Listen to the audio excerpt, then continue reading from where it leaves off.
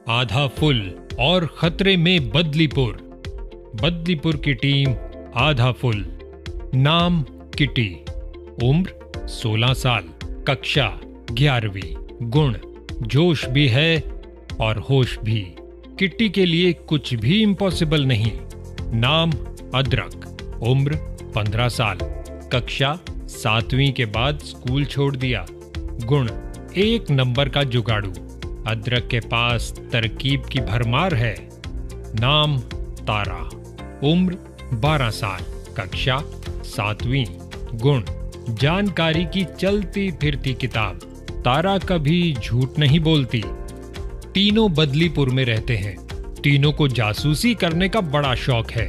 बदलीपुर में कुछ भी होता है तो तीनों पहुंच जाते हैं केस को सुलझाने। इन तीनों ने मिलकर एक टीम बनाई है जिसका नाम है आधा फुल। चिट्ठी आई है। चिट्ठी मेरे लिए चिट्ठी? अभी देखती हूँ क्या लिखा है। बदलीपुर को बचा सको तो बचा लो, आज 5 बजे तक बह जाएगा। बदलीपुर को क्या होने वाला है? आधा फुल का नया केस? किट्टी तारा के पास जाती है और चिट्ठी वाली सारी बात बता देती है। बदलीपुर खतरे में है। अदरक कहाँ है? अपने घर होगा, वहीं चलते हैं। दोनों अदरक के घर पहुंचते हैं। अदरक एक कोने में उदास बैठा मिलता है। क्या हुआ अदरक, उदास क्यों बैठा है? किट्टी, क्या मैं अच्छा नहीं दिखता? ऐसा क्यों बोल रहे हो? किसी ने कुछ कहा क्या? पूरी बात बता।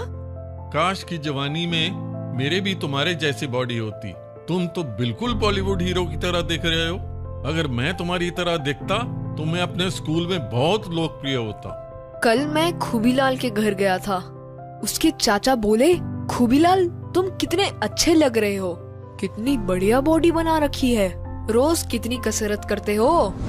मुझे देखा तक नहीं, मुंह फेर लिया सो अलग।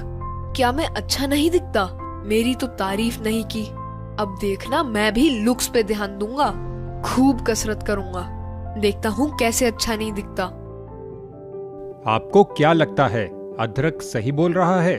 अगर हाँ तो क्यों, और नहीं तो क्यों नहीं? अदरक, शरीर की बनावट के बारे में बात करना बहुत आम है। लोग ऐसी बातें बिना सोचे समझे ही कर देते हैं। जब हम लुक्स यानी रूप रंग, डील डॉल से जुड़ी कोई अच्छी या बुरी बात करते हैं तो इसे बॉडी टॉक यानी शारीरिक बनावट से जुड़ी बातें कहते हैं।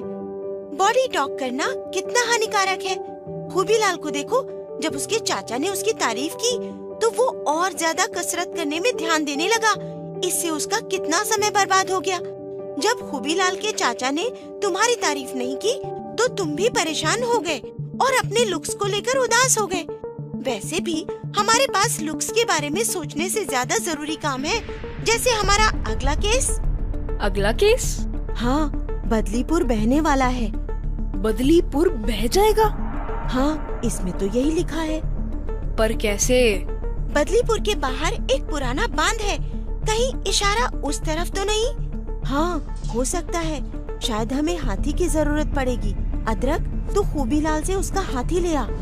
मैं नहीं जाऊंगा उसके यहाँ। अरे जाओ, अब तो तुम समझ गए हो ना कि बॉडी टॉक करना कितना हानिकारक है।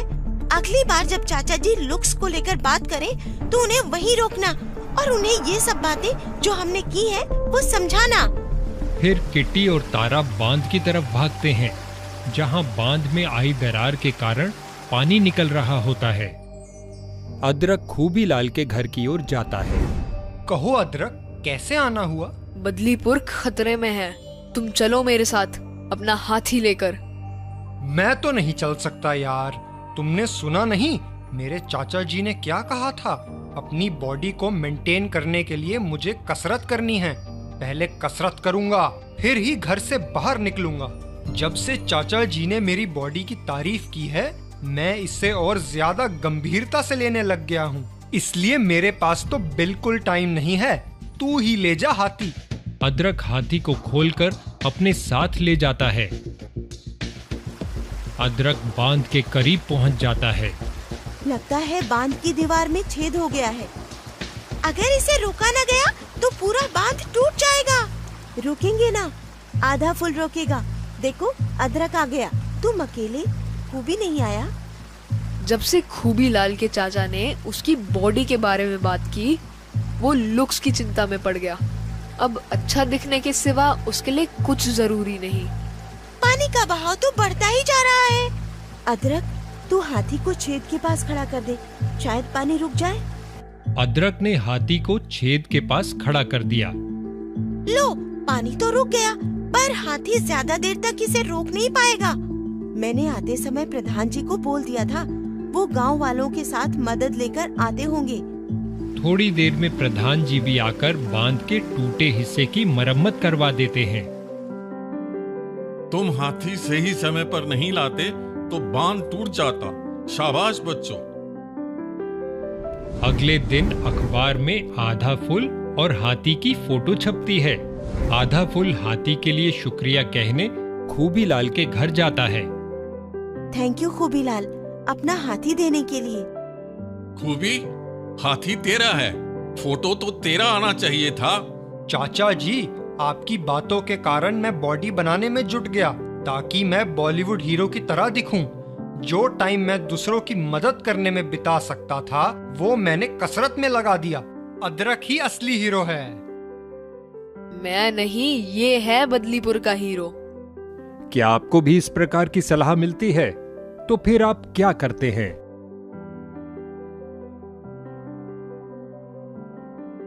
चाचा जी, लुक्स को लेकर कमेंट ना किया करो, ना अच्छा ना बुरा। इसका नुकसान देखा ना आपने। ऐसे कमेंट सुनकर सब लोग खूबी के जैसे लुक्स के पीछे भागते हैं। जैसे अदरक भी लुक्स की चिंता में पड़ गया और उदास हो गया। अब तो आपने सीख लिया कि बॉडी टॉक करना कितना हानिकारक है। तो ये वचन दीजिए कि आगे से आप किसी के रूप रंग के बारे में बात नहीं करेंगे। हीरो काम से बनता है, लुक्स से नहीं। हाथी तीनों को अपने ऊपर बिठा लेता है और जोर से चिंघाड़ता है। आधा फुल जिंदाबाद।